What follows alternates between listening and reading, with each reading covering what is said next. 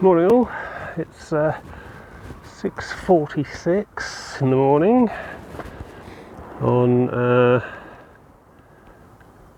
Monday the 19th of September, a day in history that will go down as marking the burial of Queen Elizabeth II, I suppose. Bright and early, and certainly didn't sleep in a hedge over there. It was quite an exposed spot actually. I was getting car headlights flashing occasionally at me, but mostly from passers-by on the road, and none stopped. I did get spotted at least twice that I know of by pedestrians, people walking by. One dog walker. Dog got quite excited, dog walker called it off. And then someone else who went, "Oh, it's a tent." So clearly surprise is my main weapon. Yeah, I mean, like I say, that wouldn't have been my ideal pitch, to be honest. Not that I did anything there at all, no. Yeah, very exposed, quite close to a lot of people.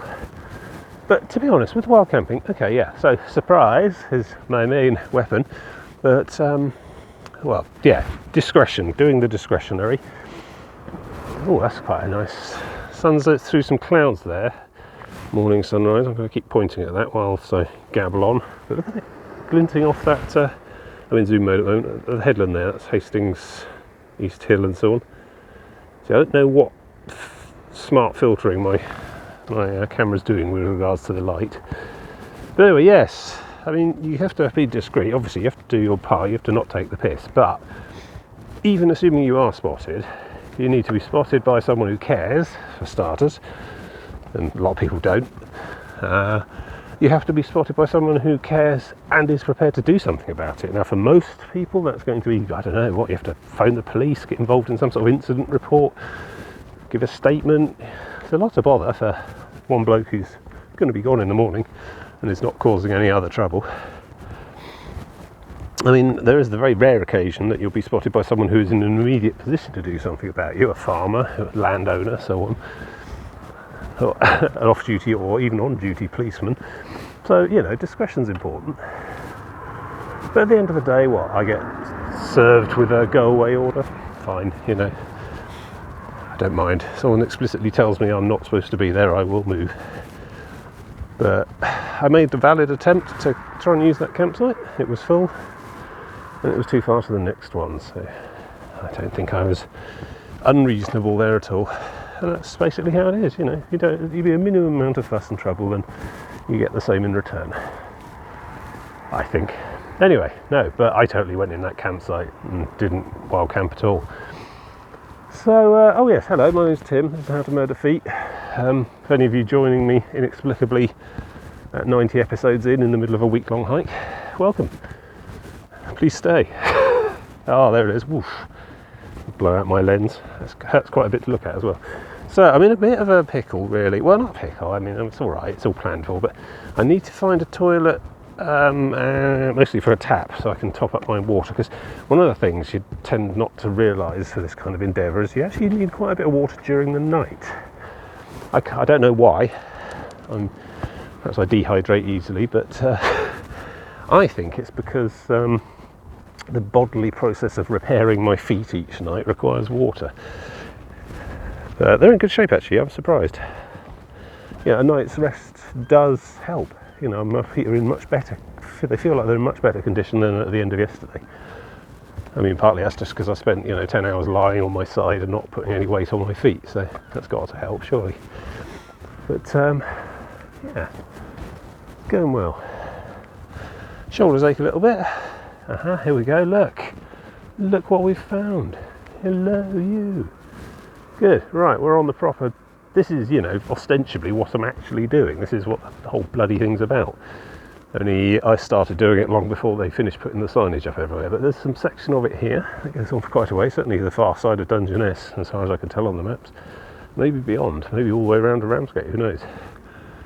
I keep saying Ramsgate and Margate, they're very similar names. Margate is the one I want, Margate's where I finish. Ramsgate occurs somewhat earlier on the endeavour.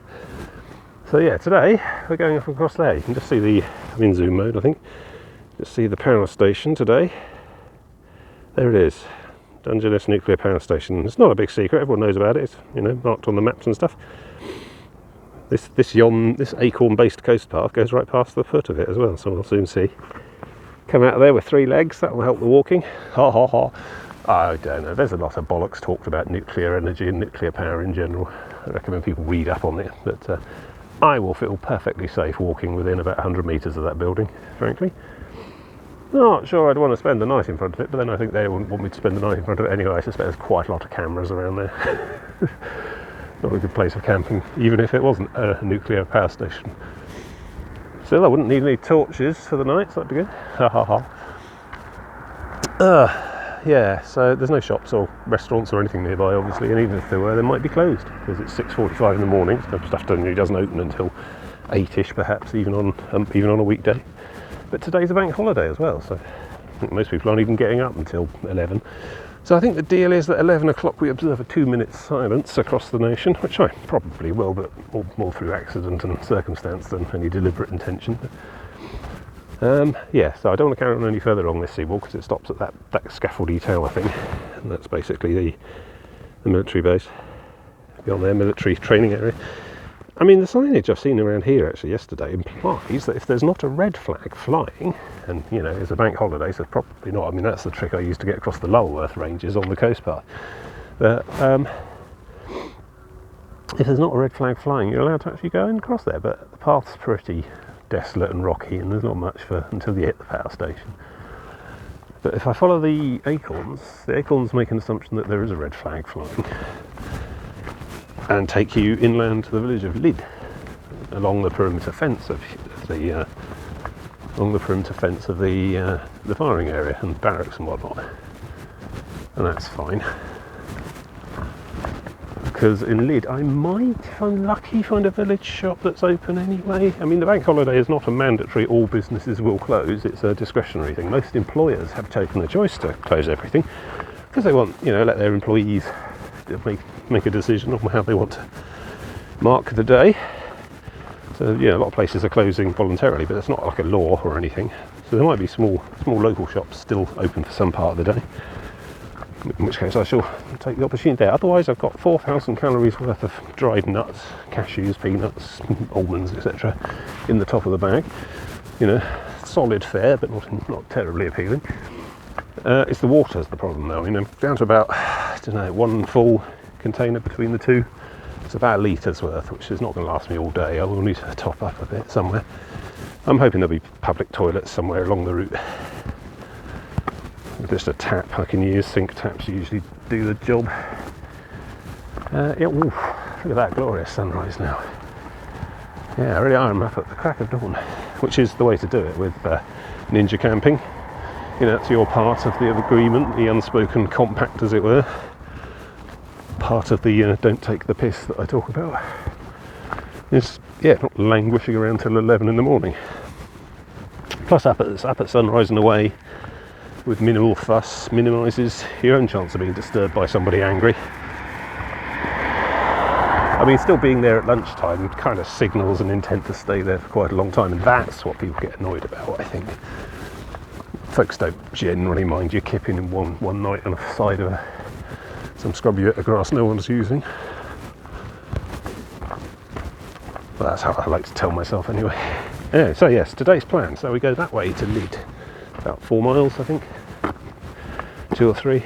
Pushing on to that secondary campsite past Camber brought me more mileage anyway, but I got a feeling I've probably factored that all in. My own planning is a lot more precisely calibrated to my own capabilities than the South West Coast Path Association's website.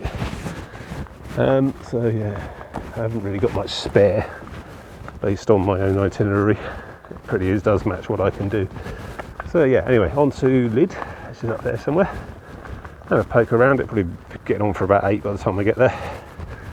See if there's anything open. If not, I don't know, little community village shops and stuff, people still have milk and stuff. We'll see. Then from Lydd we head south down a road that passes just the other side of all this barbed wire. This is a very good path actually. It's off the road, dedicated, fence between, tarmacked, and impressed.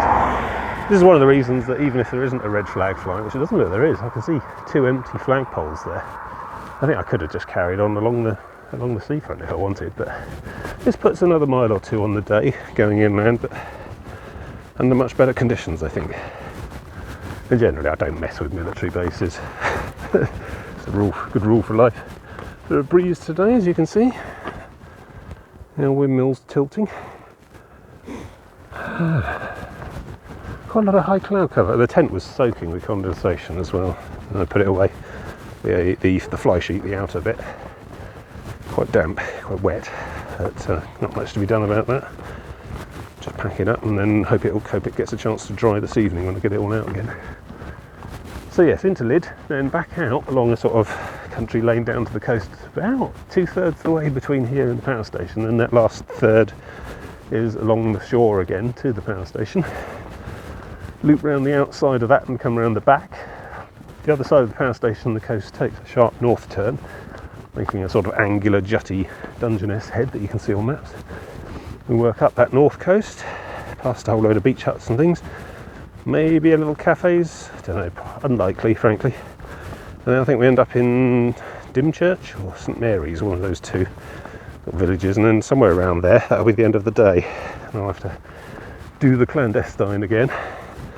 I mean, I'd sort of seen a campsite in St Mary's, but from the look of the website it looked like it was all highly geared up for glamping, so it's probably going to be all like shed pods and no actual tent space. I'm quite willing to have a poke about when I go past, but I suspect tonight I'll be doing the clandestine again, so it's not a problem, although there's not much woods and hills, and I mean, you know, ideal place would be like on Hastings Head over there, East Head, where essentially you're talking cliff undercroft with heavy overgrowth, places that are just too lumpy and bumpy and covered in trees for people to actually use land for anything else. But you know, I am very much a beggar that can't afford to be a chooser on this trip. So yeah, I mean, as you can see, it's quite a big, long, flat, level section. There's a line of hills there that run along on the horizon. Pinch zoom. Which I don't know, they're North Downs? North Weald Downs? I don't know, I don't even know if they have a proper name, but they basically seem to connect with the coast at Dover, which I believe then is where the White Cliffs of Dover come from. But they seem quite low compared to many hill ranges I've dealt with. Beachy Head, for example. And that's a problem for like about 2 days away, really. So that's okay. It's always best to just deal with this kind of thing one day at a time, really. Right, okay, I'm going to pop you in my pocket for a bit, get a bit of heat, get a bit of warmth going, because it's got my coat on, as you can see. A bit chilly at the moment, mostly because the sun hasn't had a chance to warm anything up yet. Although, big bank of cloud, so I'm not sure which direction that's travelling. There's very little breeze at all here at the moment. I can't even tell what direction the wind's going. Obviously these big windmills are all facing me, so I guess it's coming from behind me. Or are they facing away from me? And it's blowing this way. It does feel like it's... oh, I don't know. I don't mind. Mr. Weather. I've got some hiking to do. I'll talk to you again soon. Interesting.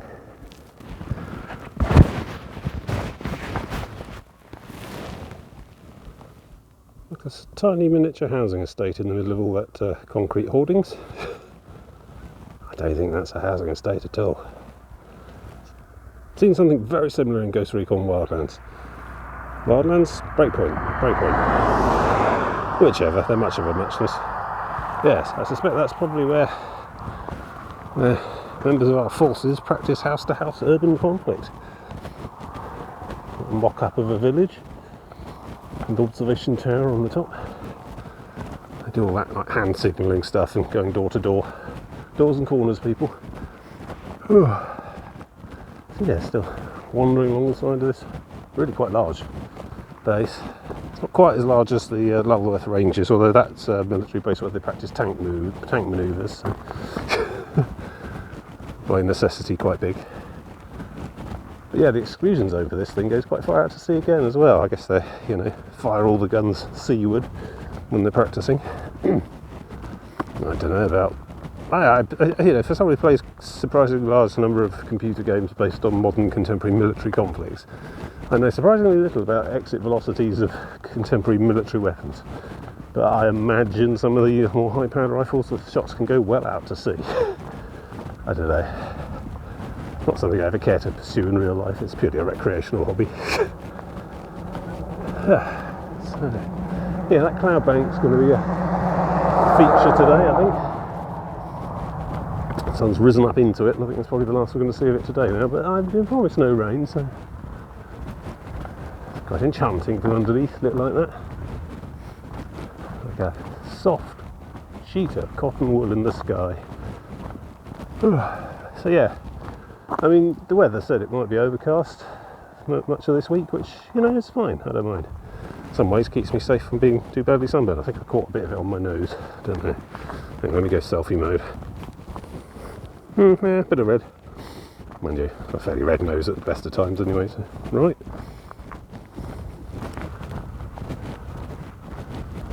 So yeah, just rolling along. The water situation is going to be the big concern today, I think. But I suspect it probably has a public toilet somewhere down there. Otherwise I can, don't know, improvise. See if anyone's got a cheekily accessible garden hose tap or something. I suspect I'll be fine. I usually am. It's not especially hot today, so I shouldn't be sweating as much, but yeah, still do need to keep the water going. It's nice. A little inland lake here, Joey's Gap. Apparently, this place is this little area. Oh, quite tranquil. Is a swan there? Goose? Don't know. Really not an ornithologist. Probably an old gravel pit then, if it's dangerous and deep. Possibly a natural formation. Lovely. So I think I can see a church steeple spire thing. That's a steeple, is it? It's a tower, whatever. Church with a tower. It's a black square with a cross on the top. Yeah, I can see that must be Lyd. So I've checked the map. There are 3 different small convenience stores in Lyd. A Martin's, a McColl's and a Spar, I believe. And I think, because I was in a cost cutter yesterday, low cost, whatever it was, whatever the place was, they had a sign up saying they were going to close from 11 through to 12:30. So maybe a lot of shops aren't closing for the entire day, but just, you know, shutting shop for the moment itself and a little way after. And I don't think it's going to take me 2.5 hours to get there from here, so 2.5 hours is basically 5 miles for me, really. I don't think it's that far away, so I might be able to get there if they're observing those rules. Otherwise, well, you know, not the end of the world. Figure something out. But yes, coat back on the bag now, warming up a bit. It's a little bit chilly breeze, well, a cool breeze, I suppose. But once I've got the bag on and moving, it's yeah, starting to warm up a bit. It will warm up through the day. It's just, this is in fact the coldest part of the 24-hour cycle, according to the various weather I'll be looking at. The hour just before dawn. But yeah, all good. Anyway, speaking of cold, don't want to stand here gawping. I'm going to move on. Banana sign. I see these a lot actually around towns. These are the National Cycle Route thing.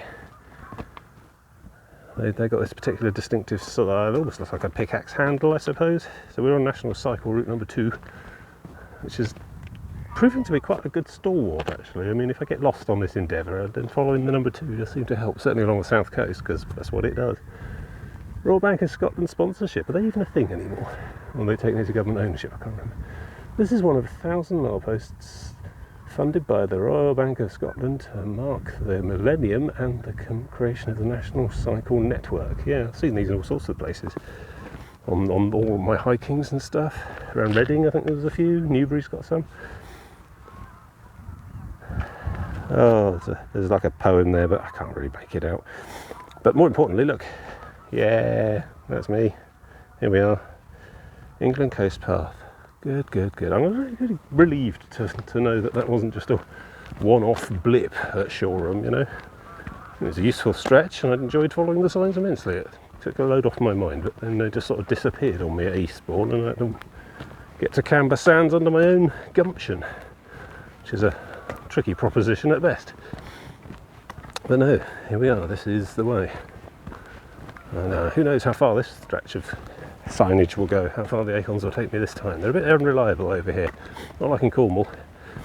Absolutely, I had no trouble at all anywhere along that. I mean, I brought maps because it's a good thing to do, it's sensible, you know. If your phone dies and the GPS isn't working and you don't see any signs, you can dig around in the bag and find a good old-fashioned paper map that won't crash or run out of battery or anything like that. So I always bring maps, but I rarely use them, except when the signage lets me down. So yeah, good to know. Yeah, still on the older wire fence. Good going there. Some sort of caravan site up here. That was a potential alternate, but it looked like it was just caravans again. So many of these supposed campsites don't actually have room for tents. I mean, who even walks anywhere with a tent anyway? I mean, my holidaying is a very 1930s thing. Most people just, you know, even if they have got a tent, it's like out the boot of a car. So need a parking space as well, so it becomes a static pitch, effectively. They asked me if I wanted an electrical hookup at the at the previous one over in Hastings. Some sort of heavy quarrying thing going on there. Aggregates, I imagine. I mean, this whole plain is basically just shingle gravel, I think. I think that's where that lake came from, to be honest. Previous quarrying. But yeah, I don't know. You know, just the idea of people getting a backpack and going walking with camping gear, you know, I don't know.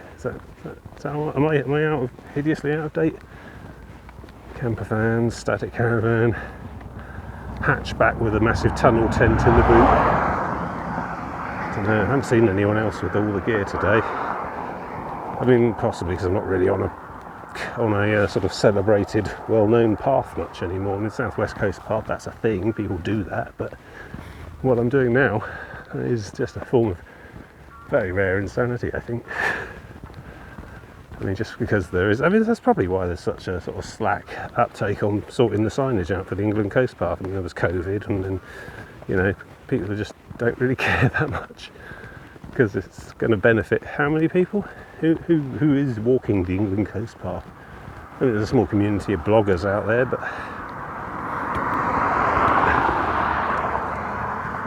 I'm certainly not doffing cap and greeting backpackers coming the other way that much.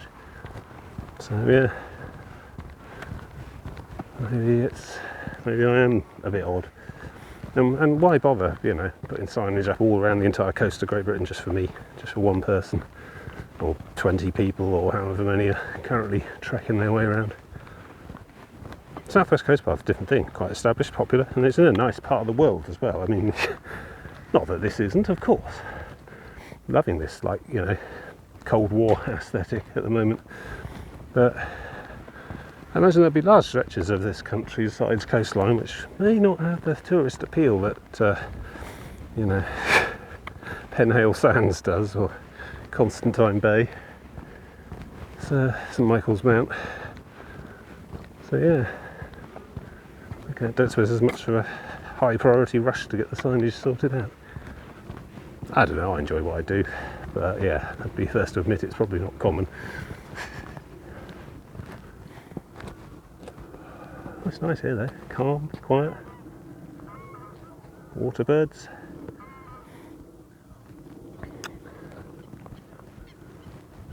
Threat of unexploded ordnance. Yeah. Oh, I'm getting quite peckish now. I hope something's open. Otherwise, yeah, if I get to lid and everything's closed, I will just have to start cracking open the nuts. Chug down on some honey roasted cashews. See me through. Yeah, now I see the place. I think I probably didn't want to camp here after all. Can you hear that? Probably goes on all night, continually. High voltage transmission line. Probably services the nuclear power station. Yeah, I mean, they've got a nice bit of grass, but it's directly underneath the pylon. I think I'm alright where I was. And glucose path.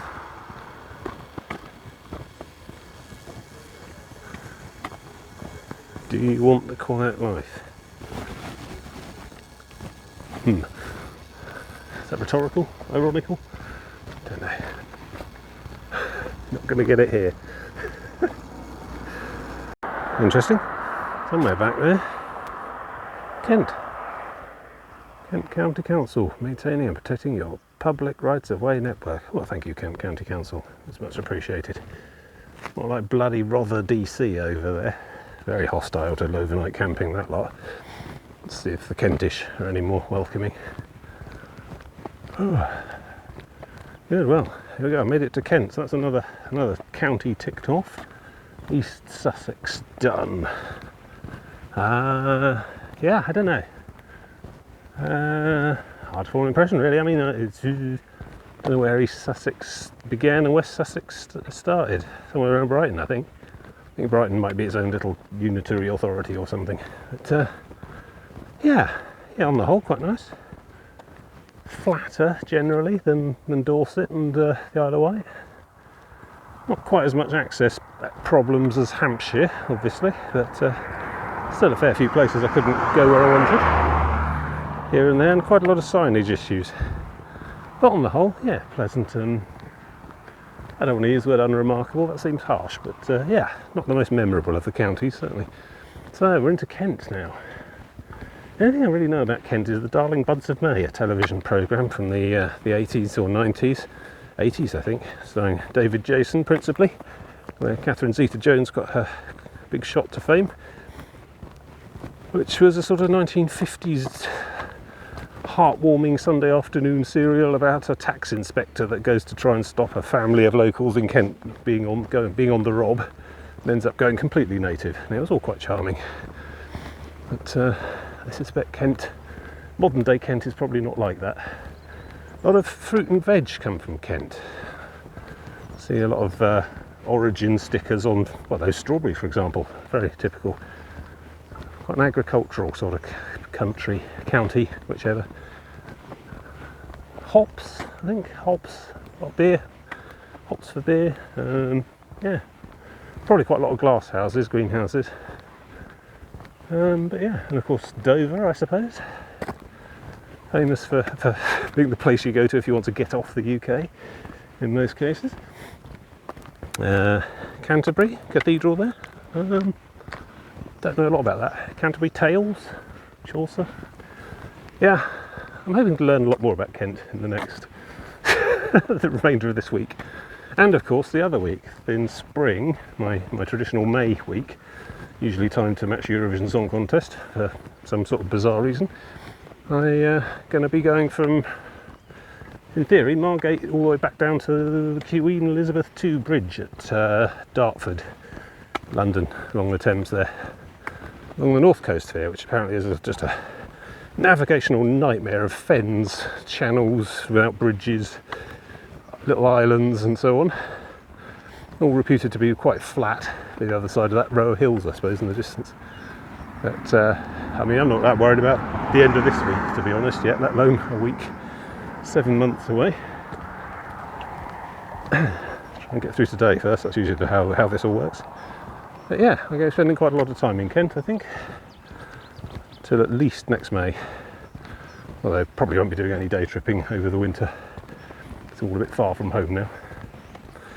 I expect I'll be out and about just to keep my feet in. Just wandering about the local area where I live. It's the occasional Sunday, but it's not such a pressure to do every Sunday, which is nice. I could have a few Sundays off, which I have missed. I mean, I have quite lazy Saturdays, to be fair, so it's not all hardship. Well, there's birds. If I were to make a really loud bang, we'd see quite a murmuration, but I think that's a bit mean. I don't know how many calories a bird taking off consumes, but I think it's generally regarded as mean to be startling them unnecessarily. Means I've just got to go and find that much more food. Another set of pylons. Yeah, it's almost as if there's like a major power generation centre somewhere nearby. So we'll see where they all terminate shortly. No, that looks like Lyd coming up. I can see the church. Just going to have a recce through there. So it's 8:04. I think probably about 8:30 by the time I cruise into their high street, which is well before the 11 o'clock 2-minute silence. So I'm hoping there's going to be at least, you know, 1 or 2 local shops open for locals. Get a pint of milk and a newspaper, that sort of thing. And regarding the water situation, I am totally so middle class that I don't mind buying like a 2-litre bottle of Buxton or, you know, Volvic or something and topping up my tanks from that. Tabs? Are you mad? Could be anything in that. I did actually check the map to see if there's any public conveniences marked, and there aren't any on Lyd apparently, so just buying some water from a shop, that's fine. Don't care where it comes from really, as long as it's safe to drink. I will not stoop to rivers or the sea. Obviously the sea is salty and it will just drive you mad if you try and drink it. But yeah, rivers and ponds are not really my thing. Kept meaning to get some of the water bottles with fancy filters in the top that can deal with that kind of thing, but so far these are just bottles with no filters at all. So human consumable grade water only, please. I know, I'm so fussy. Alright, yeah, let's get in there and see what's what. There we go. Some sort of post office spa type of thing. I've just seen people coming out of it with shopping bags, so I think we're in luck. So I'm just going to absolutely beast their sandwich bar, sandwich fridge. Grab a few things for the road as well. And ready for the rest of the day. Oop, car coming. Yeah, poignant. Seen a lot of these. Not one draped in black lace. Yeah, right, going in. Ah, mission accomplished. Big bag of goodies, including 1.5 litres of Volvic, which will do for the tanks. And a whole load of snacks and stuff. I'm going to have a big old feed when I find the next park bench. I even found a hot dog thing. It's like a potato rosti dog thing. Very good, I like these, I've seen them before. That's great. So I've basically got everything. I mean, there's quite a lot of food in there. It's going to be a big breakfast. Last me all day, hopefully. Most of the day anyway. So that's good. Yeah, they close at 10 for the showing of the respect. Don't open again until 5 in the afternoon, so I think that's reasonable. Absolutely. But yeah, you know, if all shops closed completely for a whole day, well, it's not just people wandering itinerants like me. I mean, you know, how many people have got large amounts of food in the cupboards and so on? I don't know. But yeah, no, that's entirely reasonable. So I'm in and out and I'm done. So I don't need any shops the rest of the day. And that's not bad considering I was basically expecting to find nothing today, so I'm quite pleased. No, I just need to find somewhere. Sit down, have a bit of a picnic, and we're ready to press on down to the power station. Back out to the Dungeness Head. So many buses are running particularly today as well. It might be the only one. Private MOD road. Although, yeah, I'm supposed to go down here, and I did double check with Dr. Ruth's case notes. She came through here as well. I think this is the path. And my OS map says so as well. I mean, that's like 3 different independent sources say yes, so I'm going to go for it. Just want to bench, have a bit of a sit, so I can redistribute my load a bit. Refill my bottles and things. Just a bit of grass, I mean, I don't know, it's all a bit damp at the moment, still condensation and stuff. I'll find somewhere, I'm sure, an old log or a bit of concrete or something. Yeah, fake wall.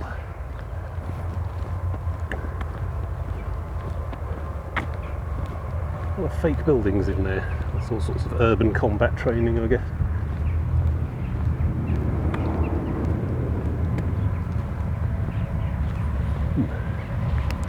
Probably ought not to be filming it, to be honest.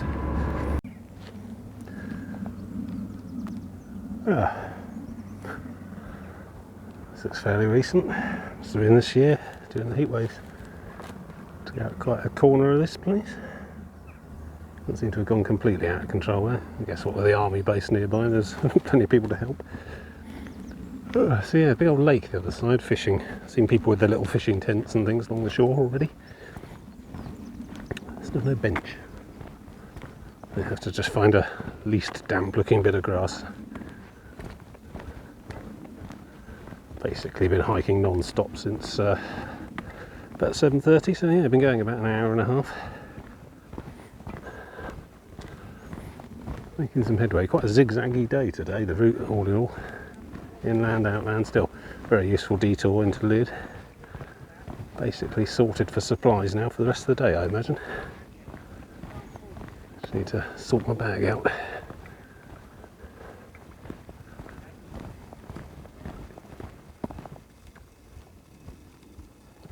Pretty sure they're not meant to buzz like that.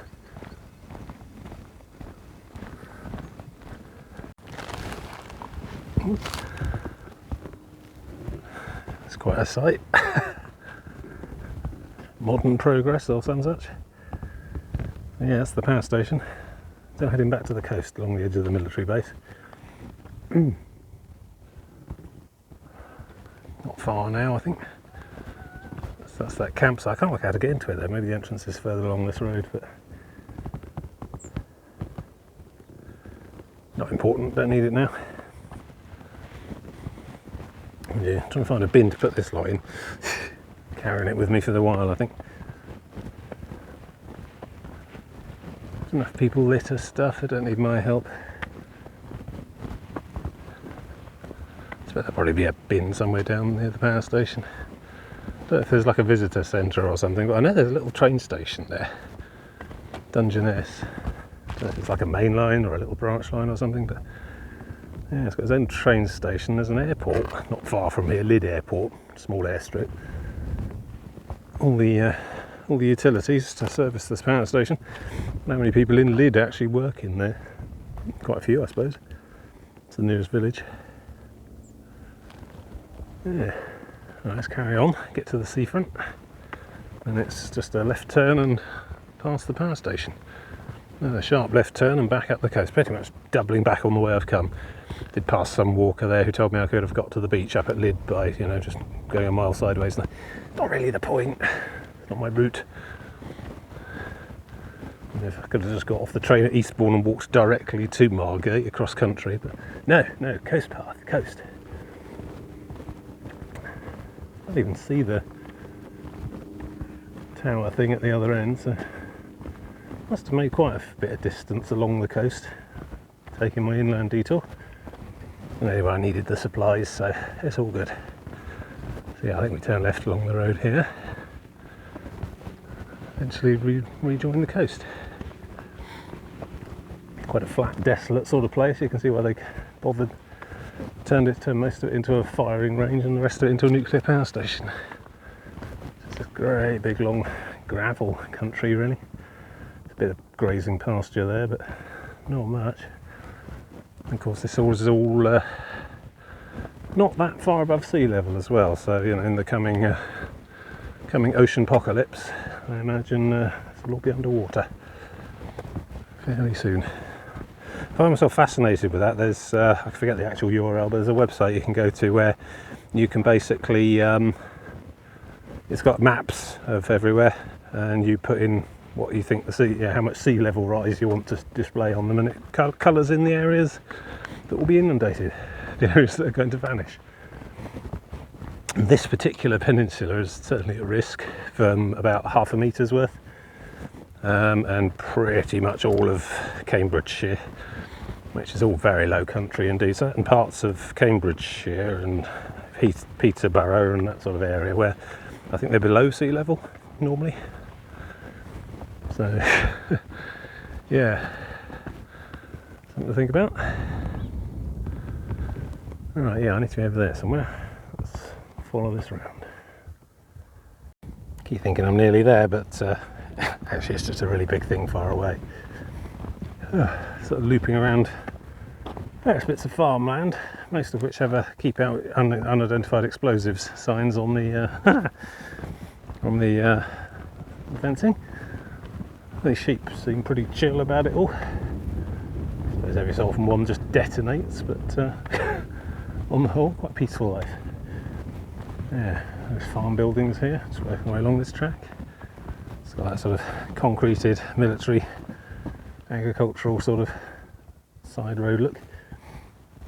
So the entrance to the park, that tent park thing, is back there, and then just up there, in there. But I don't know. I think that would have been far too far to do for last night. And oops, sorry, talking too loud. They're off. Yeah, don't need it now. Start to see some of the beyond. Better view of that later, I think. Folkestone, maybe? Not sure if I hit Folkestone today. I think I go to some small villages in between first. Folkestone might be tomorrow.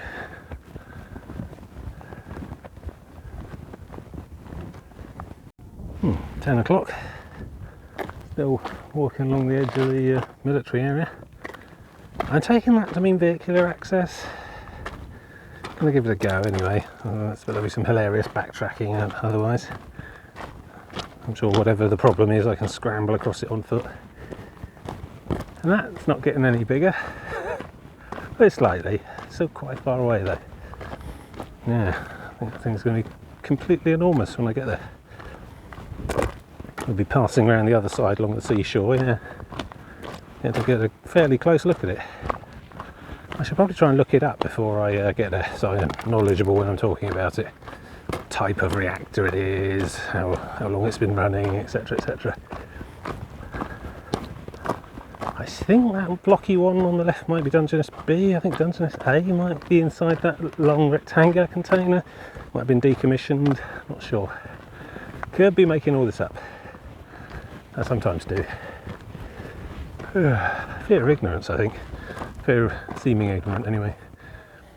So yeah, let's keep on. Sun's out, guns out. Let's put the suntan stuff on. Turned out nice again. I think I might have been unreasonably lucky again this week with the weather, all in all. Not even seeing the rain on the far end of Friday now. That seems to be changing as well. So. Good, good, good. I see a JCB up at the end. That might be the track works they're talking about. Hopefully there's a way to scramble past. No, this isn't it. Right, I need to switch to zoom mode a moment. Right.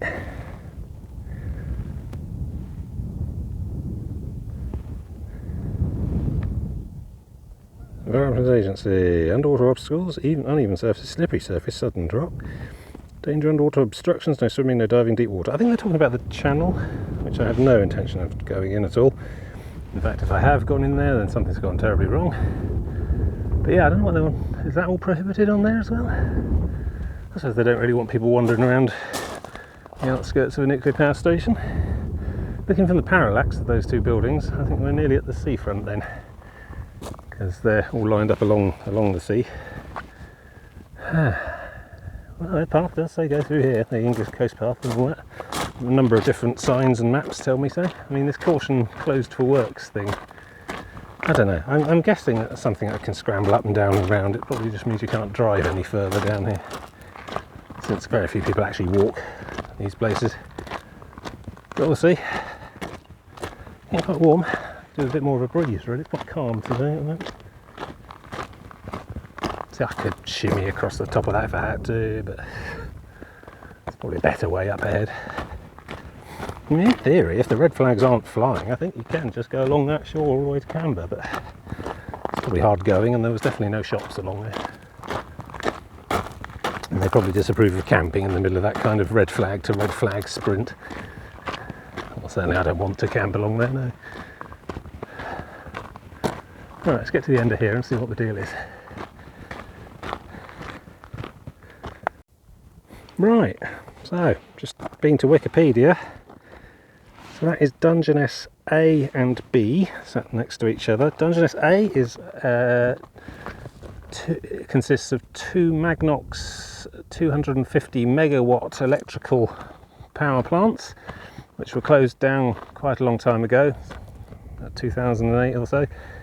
And then beyond, the taller building is Dungeness B, which is an advanced gas-cooled reactor, which was about 522 times 520 megawatt, and I say was because that as well as they are both closed. They have both been shut down.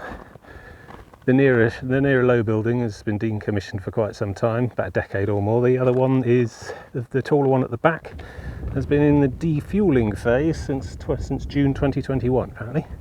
So I imagine the interior of those buildings is, the interior of the reactor core is still probably quite hot and quite dangerous, but neither of those are producing electricity anymore.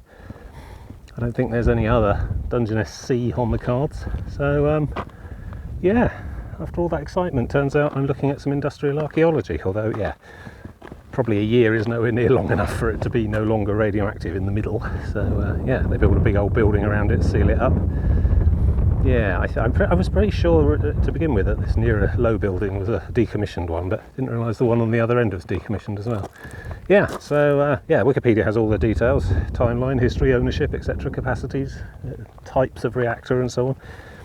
Do look those up. Dungeness Nuclear Power Stations page on Wikipedia for the full details of all that. But long and the short of it is, neither of them is operational. Neither's been, well, for over a year now. There's been no nuclear energy being generated here. So these cables, I mean, they were buzzing, making buzzing sounds. So I don't know, potentially still live. I mean, does the defueling phase mean that it's still giving off small amounts, still generating small amounts of electricity just to run it down? I'm not quite sure about that. There might be signs over there, but yes, basically neither of these two are fully operational at all. Which is something of an anticlimax.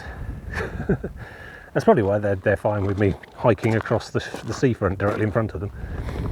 We'll have to see when I get around to Cumbria, because there's quite a few operational nuclear reactors up there, I think. And yeah, and who knows, in like 20 years' time I might be walking along the shore, North Somerset, past Hinkley Point, within a day's hike of Minehead and the complete circumnavigation of the UK. Hinkley Point, I think they're building a new one there, Hinkley Point C. I don't know if B is still running, but yeah, I mean, that's going to sit there like that in a sort of sarcophagus state, I suppose, for the next 50 or 100 or more years. I'm not sure there'll ever be a time when that's just, completely dismantled and a playing field and picnic area, That's the nature of nuclear reactors. They are a long-term proposition, even if you're not actually using them. Well, there we go, I learned something today, I hope you did too. So yeah, I'm going to carry on anyway. Well, yeah, we'll get some shots of up close, but yeah, nothing happening there, I think. Closed, decommissioned, defueling, etc.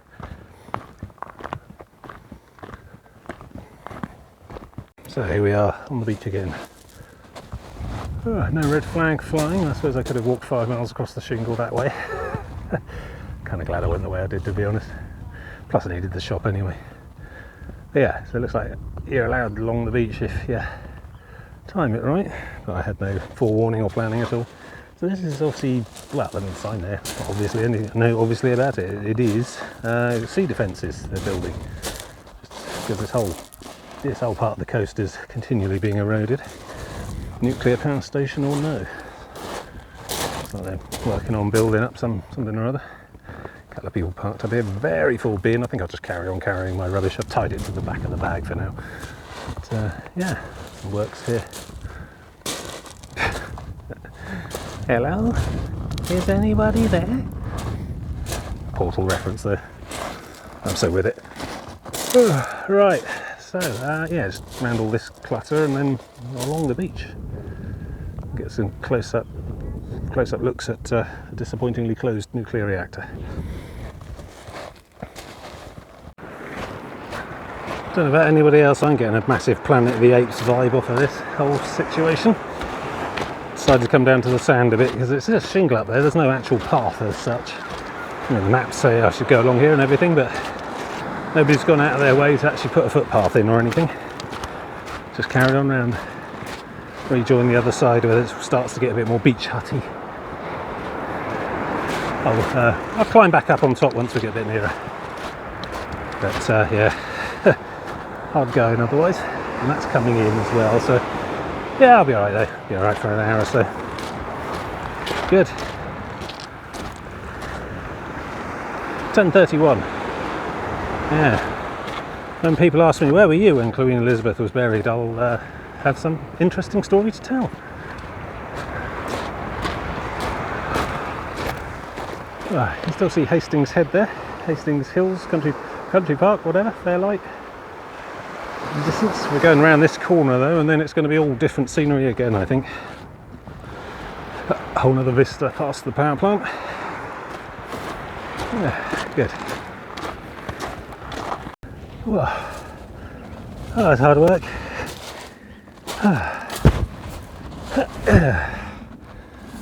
So I guess that one's, used to be Dungeon SA in there somewhere. Rubble and remains. Just looks like any other regional truck warehouse, doesn't it? Could be an Amazon depot for all you know. Well, apart from the huge number of electricity pylons coming out the side. I can't imagine that can possibly be generating energy. They're all just there, but they weren't making cracking noises. Maybe they're still live from the other end and just terminate here and go back, you know. Don't know what kind of a job it is to dismantle all these pylons.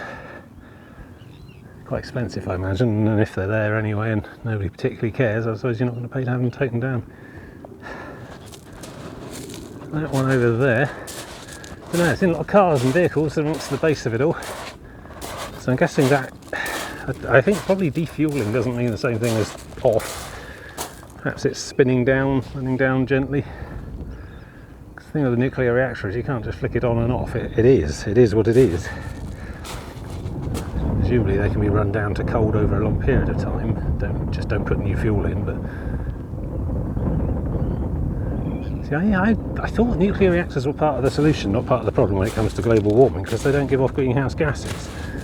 But then I wonder, what is an advanced gas-powered or gas-pressurised reactor system anyway? Does it involve natural gas burning in a secondary power plant to power all the turbines and pumps and things? I'm not sure. And it's got a big chimney sticking out the top. It might just be for water vapour, but I don't know. Obviously it uses seawater for some reason or another, because that's why they tend to build them on the coast. But I can't imagine the seawater goes directly into the reactor core and then comes back out into the sea. I expect it's secondary or tertiary cooling loops at quite a few removes from the core itself. Seeing a lot of lovely shells on this beach, but I just don't think I'll pick any up and take them with me, if that's alright. Probably best to leave these ones alone. I'm sure it's all safe. This is it. I'm surprised nuclear isn't regarded more highly in the ecological debate, but I suppose they do come with a lot of downsides. The whole plutonium waste type stuff, horrifically toxic for tens of thousands of years, I guess. And obviously they get quite a lot of bad press when something does go wrong with one of them. 3 Mile Island, Chernobyl, Fukushima. Wind scale, I think, sea scale, I don't know, I think in the 50s there was a nuclear reactor fire in the UK as well, that you don't tend to hear a lot about, funnily enough.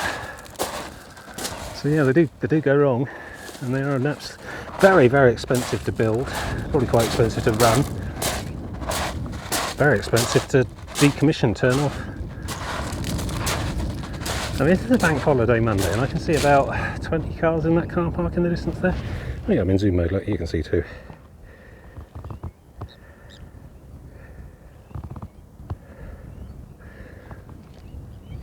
So even on a public holiday, a lot of people are required to work there in some fashion, even if that has been turned off and is being decommissioned. Presumably it requires some kind of constant oversight. It's still somebody's full-time job to keep an eye on it all, carry out the decommissioning slowly over however many years. And look at this, it's just an enormous physical artefact, enormous structure. And it must have been expensive to build. And when you're dealing with a nuclear reactor, presumably all the tolerances and all the safety features and stuff have to be top notch, so probably a lot more expensive to build than an Amazon warehouse. It's cubic metre for cubic metre.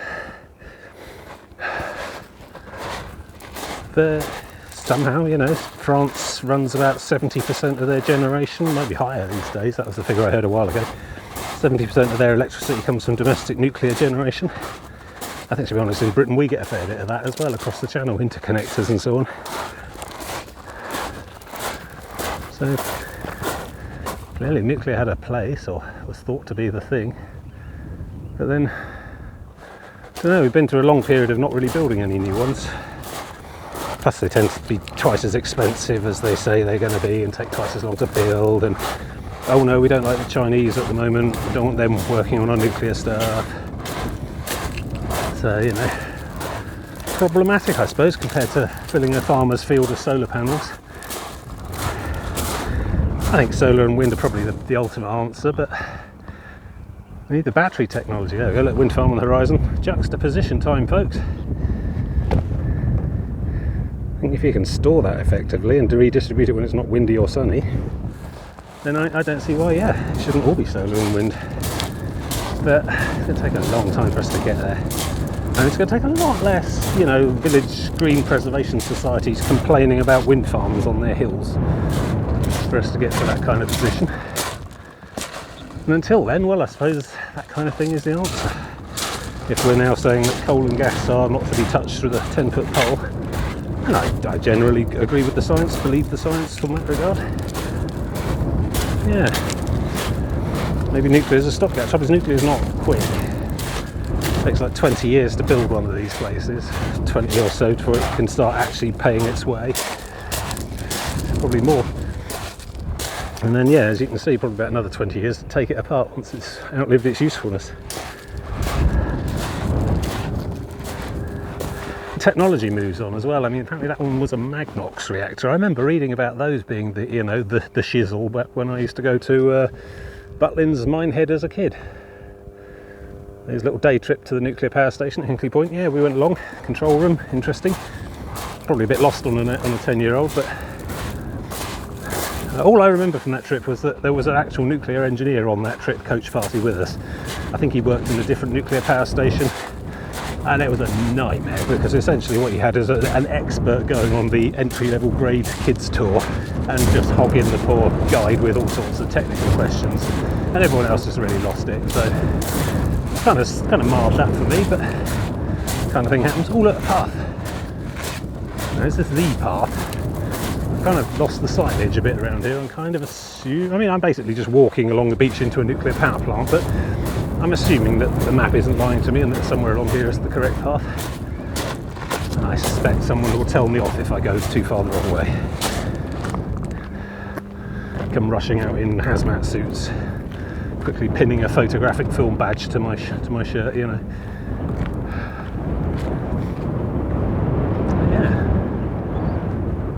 Completely lost my thread now, but yeah, technology moving on, yeah. So you design your fancy spanking brand new nuclear reactor, and then 20 years later it's quite old hat and been proven to be dangerous in a few non-trivial ways, and actually here's how we build nuclear reactors now, boom. And so next thing you know, that thing's shut down, another one appears on the coast, even swankier, and science still moves on from that as well. So I don't know. I suspect I'll probably get to a gate or something near that car park, and then I'll have to climb this hill on the side. But I'm just going to use this track for the moment until I see some signs. People are usually quite good about signs when they don't want you to go in a place. Yeah. Just in case I get my camera confiscated. Actually, I haven't got any way to upload this before that happens, so oh well. There you go. Actually, I think I might have got all that wrong, which, you know, happens quite a lot. Looking at the distribution of the pylons, I think probably Dungeness A is probably on this side and Dungeness B is on that side, and I think that is just some sort of giant battery capacitor distributor thing, something electrical anyway, storage, because the pylons come out of those stations there into that building and then out the far side. Nothing comes out of that one and goes off into the other side, so that's probably some sort of massive electrical substation. So this must be, yeah, well, these must be A and B here. I'm not sure which is which. I mean, the one on the left looks a bit more modern, I guess, I'd say. But yeah, obviously neither of them have been dismantled. I guess a fair amount of work is involved in just keeping them safely spinning down or cooling off or whatever. Yeah, quite a lot of people parked up here. There's a bus. You can use the bus to wherever, I guess. Shuttle bus. And yeah, see lots of fences there. Go away. I think I'm right on top of here. seen quite a few other people wandering up and down so over the morning, so I think we're okay. Oh well. Here's some pictures, make of them what you will. Yeah. There you go. What more can you say? That's either a massive shoal of fish exciting the birds, or maybe that's the turbine outflow. Maybe it's both. Maybe it's warm water that's attracting the fish. It's attracting the fishermen, certainly. There's a lot of rods out there. There's big long hurl it really far rods.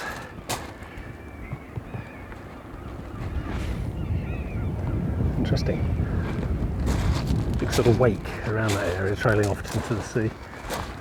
Maybe that's where the water comes out. Some of it anyway. Presumably not the nuclear bit.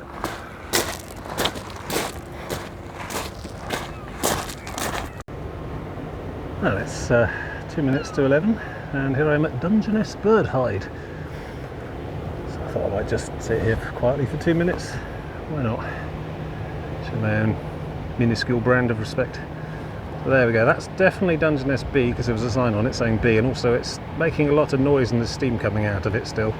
And I think that one's Dungeness A, which has clearly been decommissioned because it's missing a load of panels off the side. It looks a lot quieter. Probably not safe to dismantle it yet either anyway. That'd be the Magnox ones, that's the advanced gas pressure reactor thing. Okay, I don't imagine they're going to turn that off for 2 minutes because they probably can't.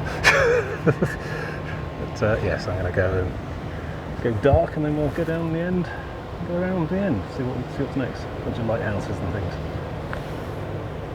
But, yes, 10:59, so I shall see you on the other side. And here we are, coming around the end. Dungeness lighthouses, 2 of them. You don't want an oil tanker to hit that by accident. Ooh. Yeah, and I'll be damned, but here we go. I'm in zoom mode for this. I do believe 20 times zoom. Try and get it lined up right. Just past that boat. Not that boat. Got a lot of sun glare off this thing. That boat. There, on the horizon. It's France. I believe that's the Fer du Cap Grisnez, near the French village of Ordingen. Probably about 30 miles away, I suppose, just about. Just on the visible range. Yeah, first time I've seen France from the south coast. Because the French coast just goes that way. Heads south pretty sharply and doesn't turn to the west until it's about 80 miles away from the British coast at that point. But yeah, there'll be more of that to come, I suppose, as we round towards Dover. Oh, big old boat there. What you got? Some sort of, is that liquid petroleum gas? Some sort of pressurised liquid containers on there. Could be. Yeah. So yeah, turned the corner. If you look over there, beyond the whimsical beach huts and things, we can see, yeah, the actual bona fide White Cliffs of Dover. And as you can see, not as white as they could be, not as white as the Seven Sisters and Beachy Head. But yeah, that's where we're heading now, up onto those hills and then around. So yeah, there's going to be more hills. I don't know what I've been talking about with hills. Wishful thinking, probably. So there's a sign down there saying my English coast footpath wants to go that way, I believe. So yeah, I should probably be threading in through all this stuff now. I think ordinarily there's a few whimsical beach huts and ice cream vans and things along here, and little beach chalets, but yeah, right in the shadow of a nuclear power station. But I don't know how much of that's going to be open. We're well into the respect zone. But I don't really need to stop because I've got loads of everything now, so yeah, pick up the path and continue on out that way somehow.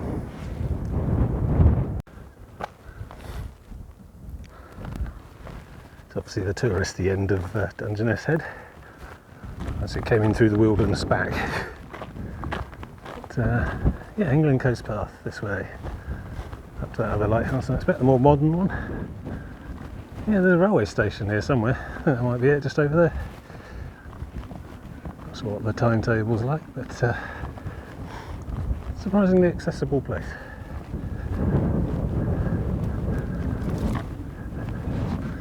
Britannia Inn, yeah. I don't know what's going to be open and when today, because you know the royal burial is still happening at the moment. It didn't take the 2 minutes that we were supposed to be silent. I think that was just a general thing. There's more to it than that. But yeah, there's various little cafes and things along this stretch, I think. Oh, I love the geodesic. Don't see that very often. Like a mini Eden project. Yeah, I mean, if I see a pub that's open that does lemonade, I'll grab some. Never drink your own drink when there's others available. But I think mostly it might just be me heading on.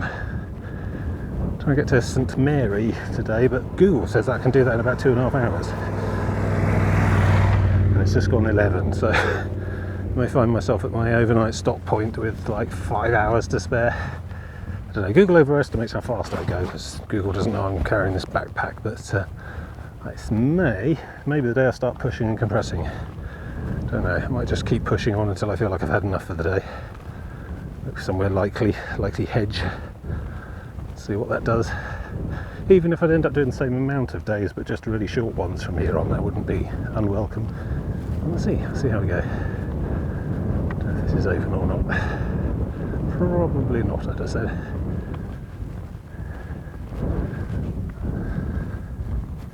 But yes, lots of little boutiqueries and studios and things along here. Tiny little huts. Seems quite idyllic, although probably quite brutal in a winter storm. So I expect that's true of many places. Quirky landscape. Gravelly foreshore, a lot of fishing boats and lockups on the shoreline there. Loads of quirky little shacks all along this bit. Lost track of where the railway line goes, it's only a little one. Might even be one of these like funfair hop-on narrow gauge jobs. And yeah. And then there's that. Hey, quirky beach hut folk, we're planning on building 2 massive nuclear power stations just over there. Are you alright with that? Yeah, fine, fill your boots. I suppose that's how the planning went. Right, let's just keep trudging this way till I find civilization. And then keep trudging all around the coast. So I don't know which one is which out of all that. Hythe and Folkestone maybe. Dover I think is by the cliffs. Not getting to Dover today. Hopefully not getting to Hythe today either. I mean, I'll have to see how it goes late afternoon, where we're at and how I'm feeling. Got a feeling I'm going to end up pushing ahead of today. Although, yeah, today down to 16 miles, so I probably ought to stop when I say I'm going to. Just going to get too busy otherwise. Too busy on the feet. Yeah, I'm not normally one to dawdle on level crossings, but this is decidedly noddy. That's Hornby gauge, is it? Mind you, the tracks are relatively shiny, which means there's a regular routine service. That's not today. But, yeah, stuff goes up and down here. Okay, my path carries on this way apparently. Might just sit for a little bit, get some water in me. Strange landscape. Reminds me of Kerry in the west of Ireland. These tiny little black painted shacks on the coasts. A little bit of the west coast of Ireland, right in the middle of Kent. Strange.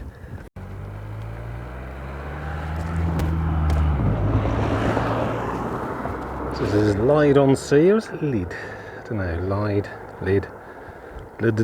on Sea, and Greatstone.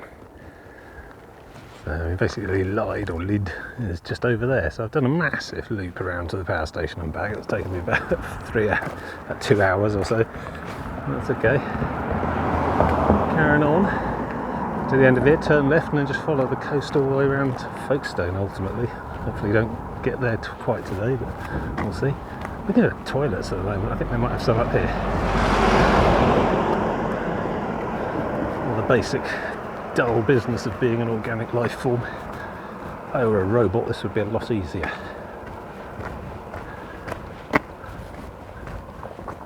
charming little place anyway. I think this is me for the next 3 hours or so.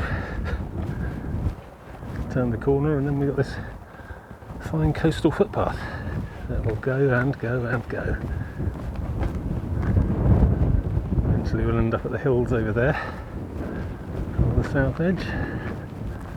Folkestone, possibly Dover, some cliffs beyond, and then round the corner for a sweep up to Ramsgate, I think, and then a little bump with Margate. Yeah, can't see the end yet, but definitely making progress. I'd say we're probably over halfway for the week. That's good. Lovely views. Of course, this lot is all, you know, one continental Antarctic ice shelf collapse from being an underwater glass bottom boat attraction, but off the brakes. It's probably fine for ages. Wow, this really is a very long road.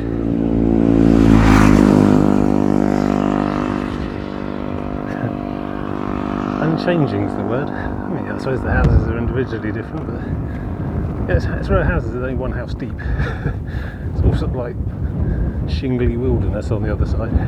It's very peculiar. Someone decided to add some houses and just keep going. Everybody gets a sea view.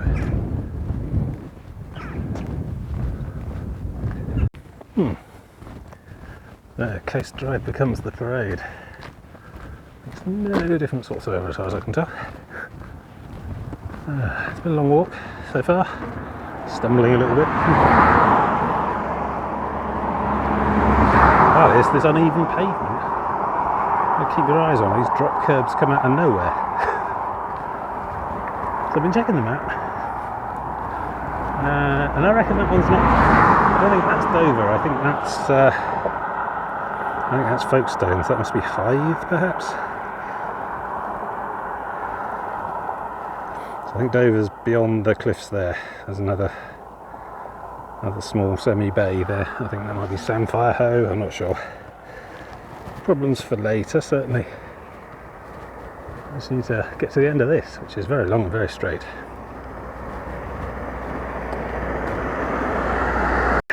So, been directed off of the alternate route to here, which is basically a load of dunes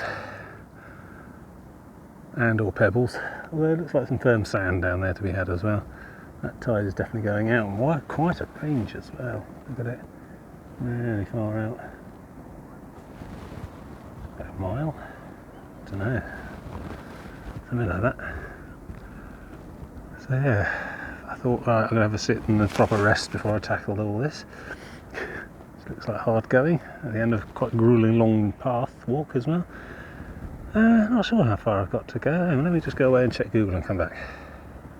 Yeah, Google thinks 3.2 miles, which an hour and a bit. Hour and 10 minutes or something. Obviously Google is assuming 3 miles an hour, which I'm not quite up to, but yeah, at most 2 miles, 2 hours I think probably to the high-end glamping campsite that I don't think will take my tent. So I mean, at that point I've done my distance and can then drop the bag wherever I can get away with, but I think I may need to continue mooching on a bit after that to find somewhere quiet, but we'll see. But even 2 hours time is still only like 3 o'clock. Even with 4 hours of loitering until sunset, 4.5 hours. But I don't really want to walk another 4.5 hours. That might just push me well back. I don't know where it'll put me, to be honest. I mean, tomorrow is supposed to be St Mary's Bay, which is like probably one of these white bits, maybe. Tomorrow's going to take me from there to the other side of Folkestone, which is going to be the top of the cliffs on the end of there. And I think that was only going to be a 13-miler.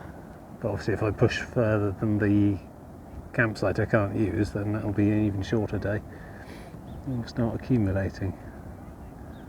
Eventually I get to the point where I'm reaching my destination at lunchtime, and at that point I suppose I do just have to keep moving.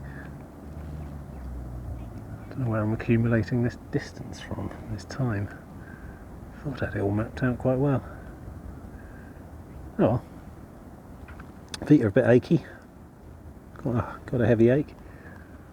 Nice to just sit for a bit. I think I can certainly afford to do that. That's the choice. I can either take much more time sitting and trust I'll get to where I need to be, still with plenty of time to set up, or I need to just keep my relentless pace and then just, I think probably start to think about compressing days again. Oh, nice to just relax on the beach. I don't know if I could though. I think I'd get bored. I'd just keep walking. Yeah. I suspect towards evening time we'll start to see more shops open as well. A lot of the shops seem to be closed during the main part of the day. Open early and open late. And then by tomorrow everything should be back to normal, hopefully.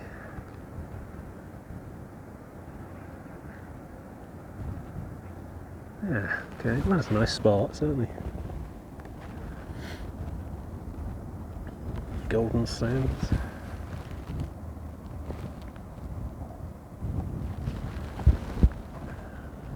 Yeah, strolling along the beach might be good.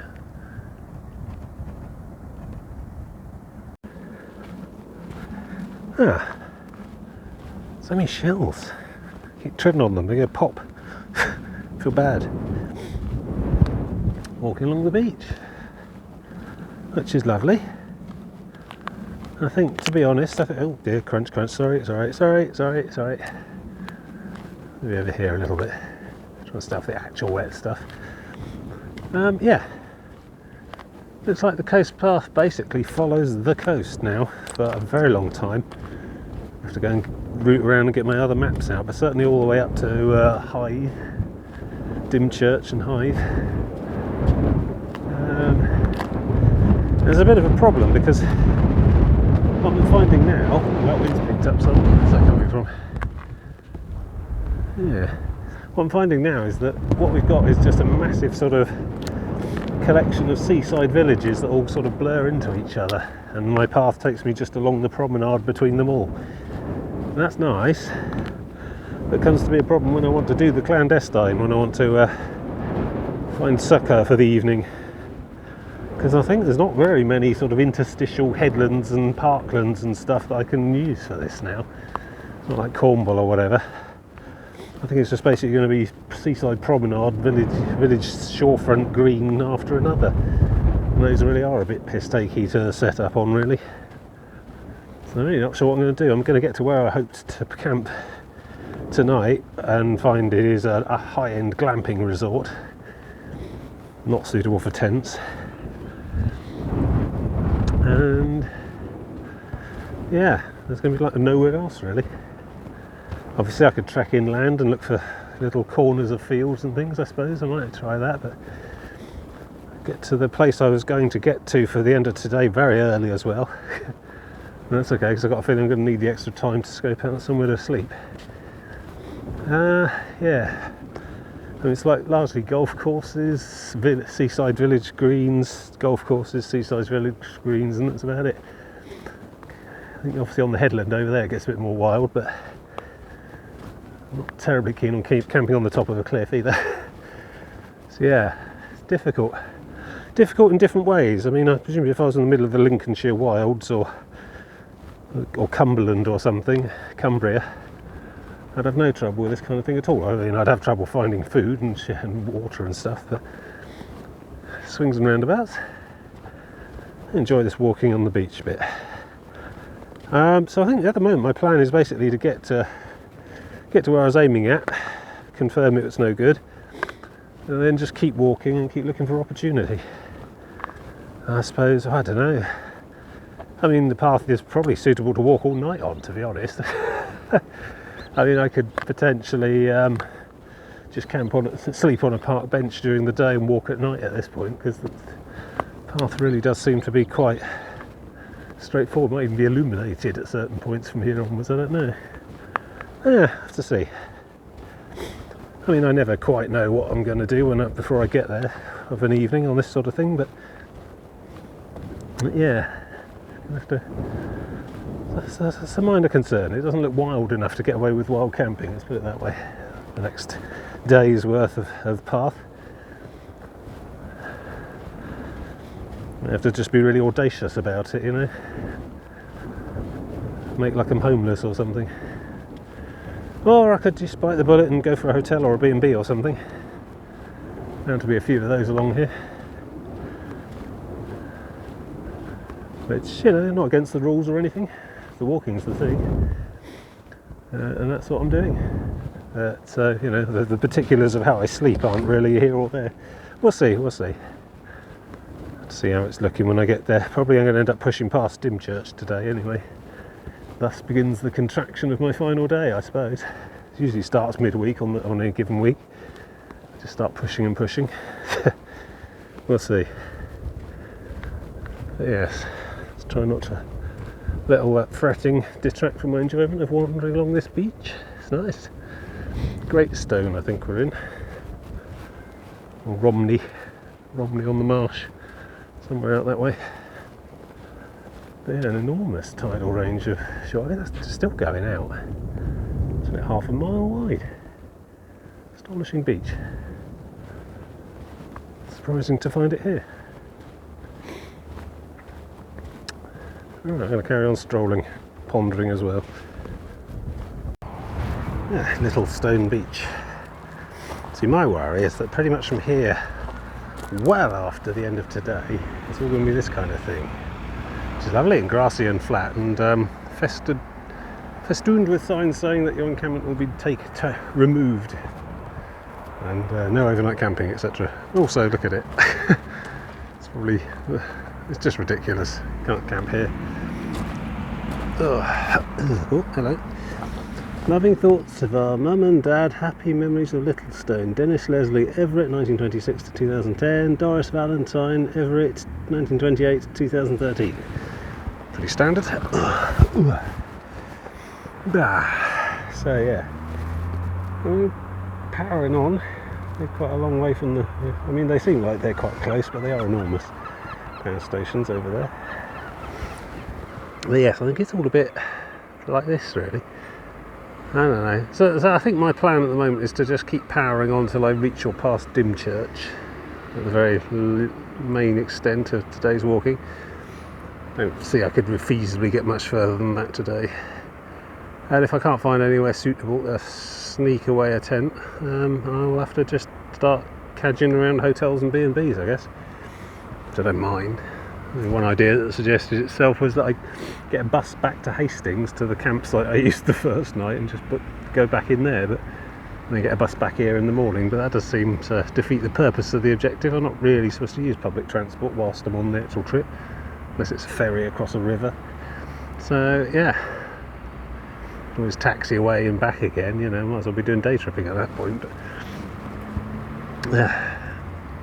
yeah, I think it's all a bit civilised and built up pretty much all the way here round to Folkestone, to be honest, but we'll see. I'm hoping beyond Folkestone, which is up on those big white cliffs over there, there's something I can crash into. And that'll leave me passing through Dover early, not having to try and sleep there. So I don't know, we'll see. I've not done today's distance first. I had to get to St Mary's Bay, which I think might be the next one along from here. Don't know. Once I've got to there, then anything else is bonus, really. Bonus mileage. But yeah, it's not really about the mileage, it's about finding somewhere to catch a crafty kip. How audacious do I want to be? It's easy to get complacent about this stuff, but one misplaced tent peg this late into the trip on this sort of coastline, where it's all very built up and full of people, could spell the end of the trip. Well, I don't know. I'm just told to get off and go away, but you know, makes life difficult. Mind you, in Hastings, I saw 2 tents right on the promenade. You know, clearly not, you know, campers, homeless people, I guess. But they seem to be unmolested. But yeah, I think masquerading as a homeless person is probably not the ideal way to be spending your holiday. I mean, I know I joke that I'd spend my holiday sleeping in hedges, but it comes to it, I think I probably will just go to a hotel or B&B. We'll see what the deal is.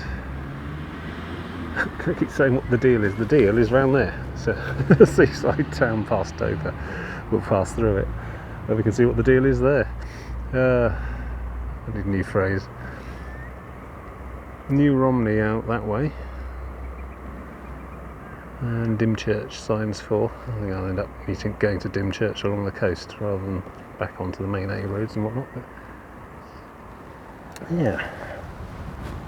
It's not as carefree as the day trip stuff, but I don't know, it's all part of the grand adventure. Got a beacon there.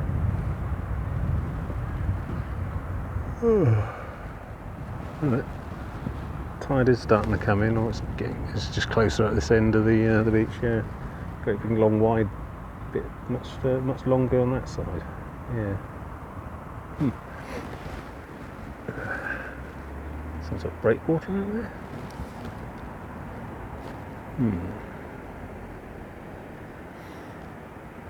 Keeping an eye out for an open shop because, you know, I'll grab some more food and drinks if I can. I mean, I'd be alright if I don't, but like I say, it's always preferable to buy in new stuff than use up your reserves.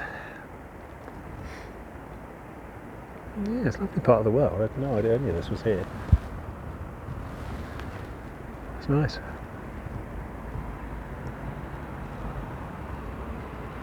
It's just a bit densely populated for my liking. Let's see what we can come across. Wonder about going inland. Try and find some farmers' tracks or something, you know, a footpath that snake off across the inland sections. But unless you really know something's out there, that's just a lot of extra mileage for no benefit. It's tricky. Alright, let's keep moving. Yeah, Victoria Fountain, renovated 2000, funded by New Romney Millennium Committee, Littlestone Golf Club and Kent Fire Authority, and broken in 2022, which is a shame. I was hoping to fill my bottles from that. Never mind. It's not very memorial-esque, I'm sure, but well, unless it's been turned off today as a mark of respect. Just keep looking for a shop. Oh, that's cool. Some sort of water tower, folly, something. How's the look of a water tower? There was a period when they just went mad with the architecture on basic water sanitation facilities. I reckon that's probably one. Yeah. So we're just following the seawall now, and to be honest, this goes on for miles and miles. This even connects up to Folkestone in the end. So we'll have to see what opportunities it presents. Still not done my mileage yet though, so I'm just walking at the moment. Golf course coming up, and I think at the other side of the golf course is pretty much my destination, but we'll see. So this is a little stone golf course,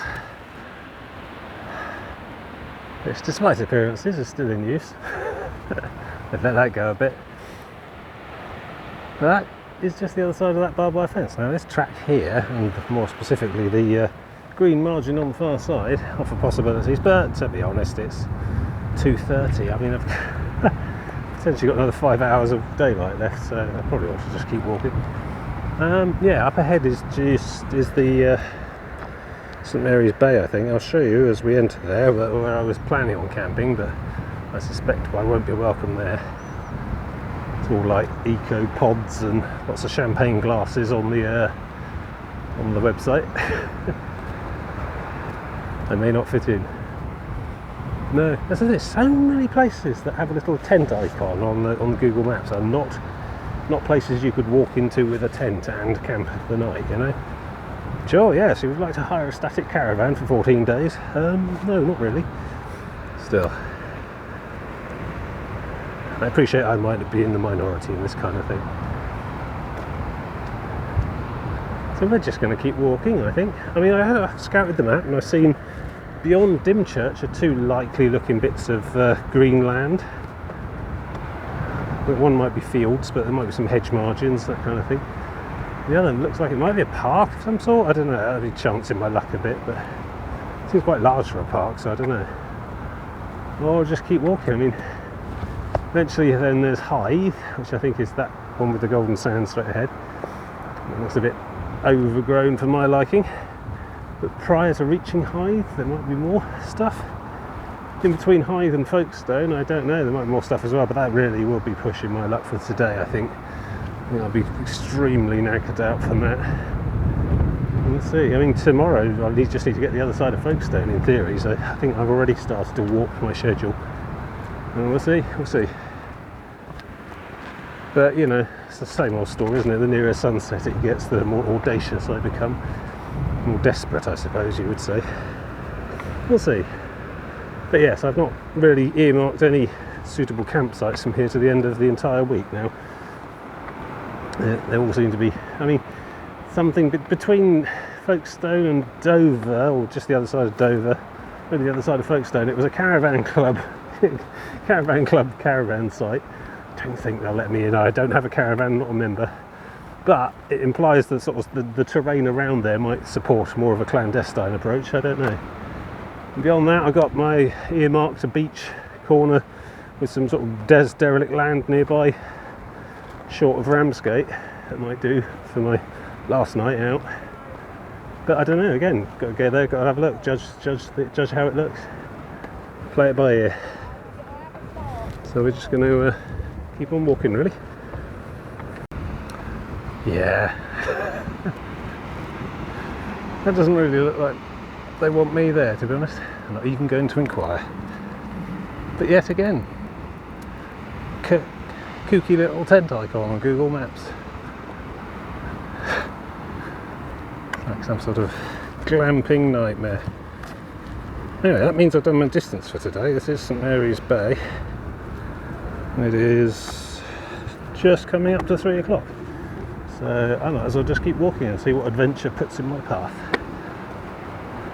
A fire by the looks of it. What's going on there? Okay. Yeah, no, I mean it's way too early and that is absolutely not a campsite for me. Glamping pods.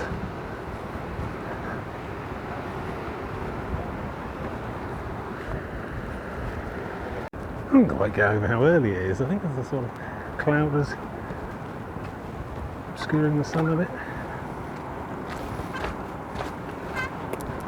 So, welcome to Dymchurch.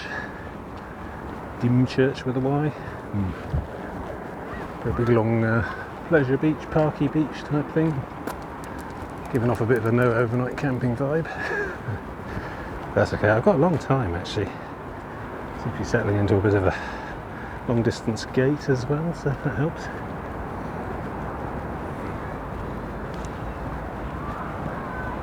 And to be honest, it's like this for a very long time. I could probably walk along this in the dark. That's probably a sign that something's gone wrong somewhere. Not sure about the beach. Got a feeling the tide comes right up to the stones. That's quite noisy. And I don't have one of those sorts of tents that can hold itself up without the pegs, unfortunately. Maybe an oversight. Like a crossover dome tent type of thing. The poles would, under tension, just hold the thing upright under no, as long as you're not being windy or anything. Fortunately, mine needs the poles to provide tension. It's more of a tunnel design, which means I can't just put it up on concrete or anything like that. It has to have something to dig into. So yeah, I have to just keep an eye out, see what I come across. Will my feet give out completely? They're a bit achy, but I could probably keep going for a while, which is just as well. Yeah. Stop and get a drink and some sort of evening meal later. Yeah, it's still only 3:30 though, more or less. So maybe I'm just worrying a bit too early. Yeah, another one of them Martello towers. I think I could get on top somehow.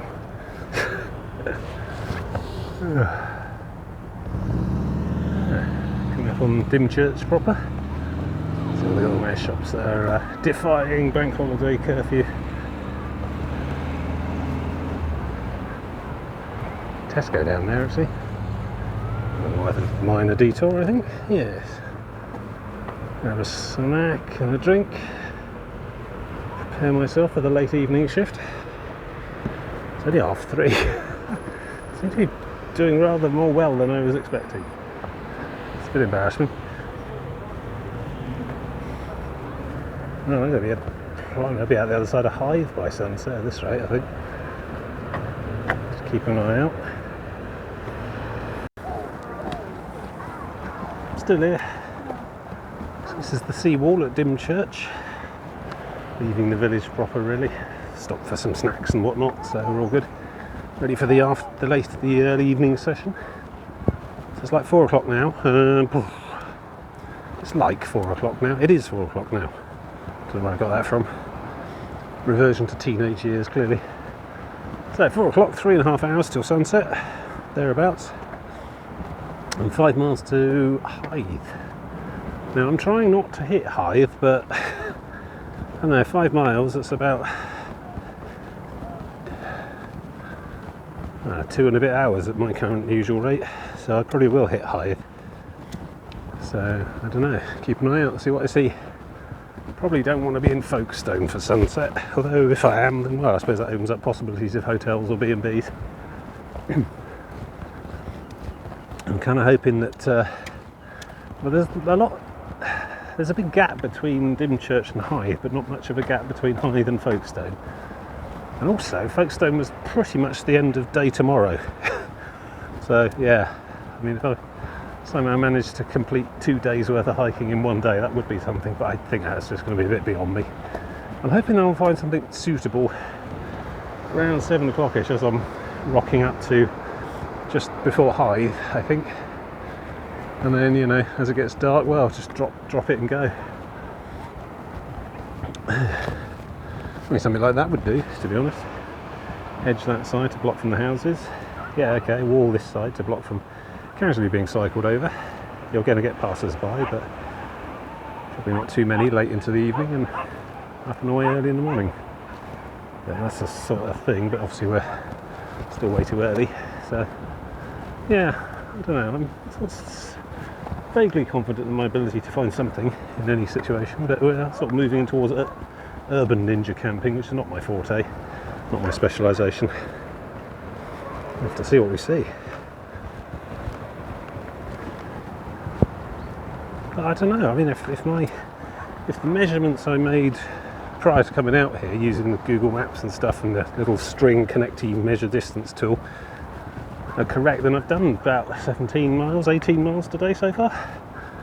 Seems unlikely. I don't know, maybe I'm just getting good at this, but I don't know. I'm not sure. I mean, my longest ever day hike was 23 miles when I walked along that canal on my very first hiking video. Yeah. Although, just to be fair, the terrain has been excellent. It is utterly flat, frankly, all day, because of the nature of this whole peninsula, Dungeness. And it looks like to continue like this pretty much to Hythe, maybe even onwards to Folkestone. It's just going to be, you know, big seawall footpath, so terrain's been helping me, certainly. We'll see how we go. The Martello Tower. Someone's been fixed up to live in.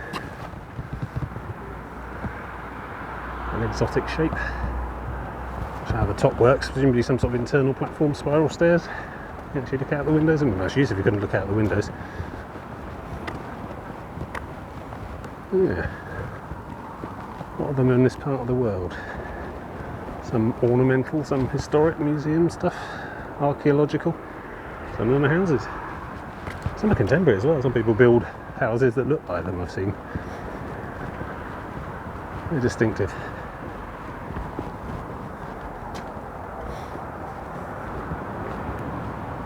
Right, let's keep on. Oh yeah, it's a long way down on that side now. Kind of committed, I think.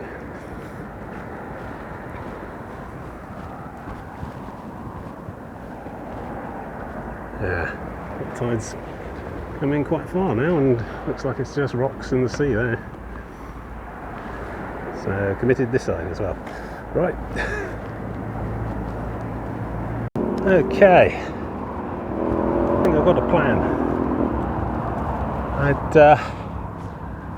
had to had to sit down and swap my maps over from the ones in storage inside to the one in my pocket on the outside, because I'd overrun off the edge of the map I thought I was on. Done that well today. Didn't think I was going to be this far yet. But Ordnance Survey to the rescue. Up ahead is Hythe Ranges, basically another bloody great firing zone with red triangles, at which point the path passes inland. Now when it does so, it will eventually join up with that dinky little railway we saw that goes off down to Dungeness, that little narrow gauge thing that probably isn't running today, might not be running first thing tomorrow. I shouldn't think many people take the early commute on it. And at that point I think I'm somewhat into the countryside a little, beyond the back of these houses, my more natural environment. And that little bit of country, lowland levels, has got lots of little creeks running through it, lots of dikes and so on, but what it's got is also a lot of crisscrossing footpaths, and I think a few trees here and there, a couple of hedges, my kind of terrain. Of course this will involve me loitering again for another hour or two, but you know, the alternative really is to continue on a path much like this to the other side of Folkestone. I mean, this very path, and to be honest, I could probably even walk along it at night, it would be that safe, but I want to stop at some point and get some sleep. Yeah, the alternative is just to keep going, and basically since I hit Hythe up ahead, the other side of these ranges, it's just continuous town all the way to the other side of Folkestone and those cliffs at the top there, around the end of that peninsula, so that's way too far for me to try and achieve today, so need to try and rein it in somehow. So this was marked on the map as a campsite, but again, look, just wall-to-wall static caravans. Don't think they've really got room for a little one. It's not that kind of thing, I don't think. But that's okay, because if I can get out to the back of there, it's all golden shimmery fields of grass. I can probably find somewhere I could dump the tent without irritating anybody. That's the plan, anyway. So for now, continue following this until we reach the Martello Tower, another one, which marks the beginning of the military firing area. The England coast path itself goes inland at that point, and I need to follow it. And then basically when I reach the dinky little railway line, I'll know that I'm ready to start scouting out a location. And that's not bad. It puts me basically at Hythe, just this side of it proper, which is about 5 miles more than I was expecting to do today.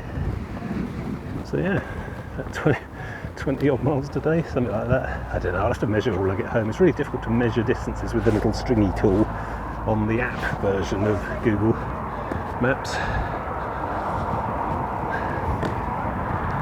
Need a mouse, really. There. Somewhere out the back of all that, basically. Should be far away enough from roads and things. See the occasional clump of trees and hedgerow. Sort of thing that I could do with. Suit me quite well, yeah. I'll get off this wall. There's so many bloody sandflies on here as well. Yeah, I don't know. I think that is camping, really. What I do is something else. What I do is weird and unusual. That's camping. This day and age. Luxury lodges for sale. You can buy one even. Right, yes. Good. It's good to have a plan. We'll see what happens when it makes contact with the enemy. Much more modern looking Martello fort there. That marks this edge of the firing range as well, so whatever happens we've got to go this way. No red flag, but I don't know, I just feel a bit nervous about while camping in a military firing range. What if they put the flag up while I'm asleep? I wouldn't know. I'd get blown up. And that's usually a bad way to end a holiday. So we'll follow this round till we get a left-hand diversion cross country and we start scouting. Still a bit early, 5 o'clock. Still, see what we can see. So that will power on into basically wall-to-wall towns until the other side of Folkestone, which I really don't think I'm going to manage. Oof, that's painful.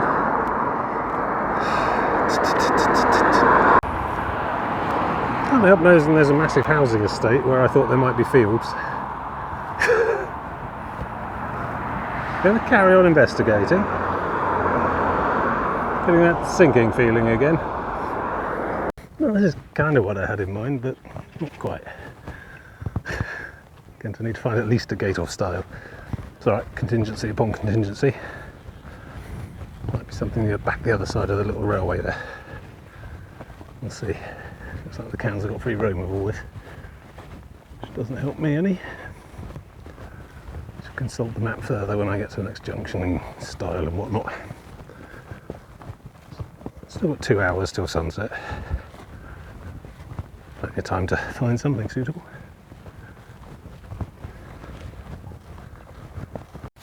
Okay, I think we've arrived. This is a public footpath. There's a sewage works through there somewhere, but I didn't even need to go quite that far, to be honest. There's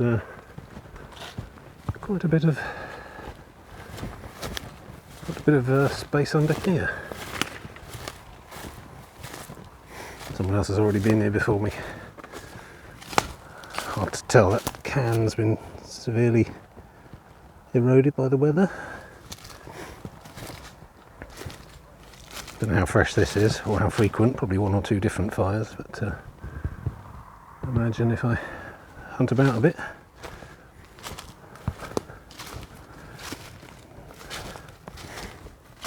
Something like this, for example, not that I'm at all proposing anything like that. Just chuck it in here, reasonable cover from the footpath, but probably not many people coming along here now.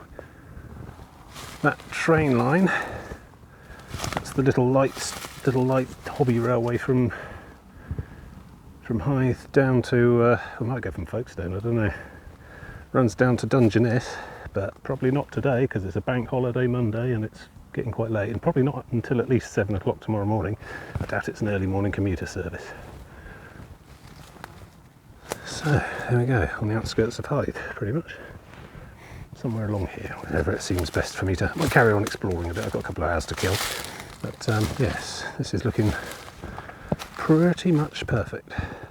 The field on the other side full of cows, but there's a railway line between me and them with fences. I'm quite inclined to have a go here somewhere, probably do the discretionary, but you know, I don't mean that, no, not at all. Yeah, right, yeah, need to mill about a bit, perhaps see if there's anything even better, even further into the woods. Although I quite like this. Bit of light to it as well. Can be seen from the path, probably, but it's more a question of frequency of use rather than the appallingly obvious place I was last night. I'm liking this. I think it will work well. Wow, so I must have done about 20 miles today. Feet are a bit achy, but I think they'll be alright tomorrow morning. Carry on. I need to recalculate and work out what that does to day stages. Shall I try and shave a day, or should I just... I don't know, I think if tomorrow's anything like today, I'll end up overshooting by another 5 miles, and that probably will slice a whole day off, so we'll see. But for now, I think this is as far as I go today. Getting a bit dark, which is good. But I like the tree cover. Hopefully nothing big's going to drop off onto me in the night. Yeah. I may just wander around a little bit more anyway, have a little look, kill some time, but it's looking like the business to be honest. Perfect kind of increasingly rare leftover margin, little interstitial space, suitable for a variety of reasons. Not far away from the road as well, it's quite a noisy road, that's the other side of all those earthworks. So that's good too. And I'm only here at night, probably. If I were to stay here at all, of course. Yeah, looking good. Right, well, in that case, I shall probably wrap up today then. So, yeah, made it to Hythe, which is about 5 miles on from where I was planning. Tomorrow we're going up through Hythe, Folkestone. And basically, I was planning on camping just the other side of Folkestone, but that's only about 6 miles away now. So, probably I'll end up overshooting tomorrow and we'll have to see what happens then. So yeah, somewhere around, I don't know, I'm hoping to probably pass through Dover and out the other side at least tomorrow. Just so I don't have to worry about you know, camping in Dover. And yeah, we'll see where we end up. Deal maybe, somewhere like that, who knows. Another fine day awaits. But for now, good night, see you later.